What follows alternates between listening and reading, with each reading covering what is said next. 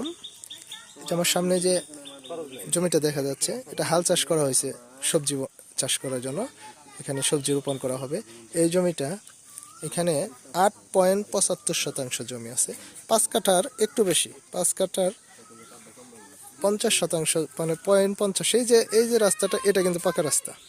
এখান থেকে মাত্র 50 ফিট পরেই এই জমিটা, এই পাশে বাউন্ডারি, ওই লিচু গাছের পরেই সীমানা শেষ, লিচু গাছ পর্যন্ত।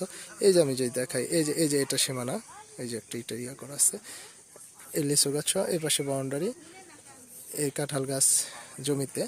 এই যে রাস্তা, এই রাস্তার সাথে, একেবারে রাস্তার সাথে 5.50 কাঠা, মানে 5 কাঠা 0.50 শতাংশ জমি আছে এখানে।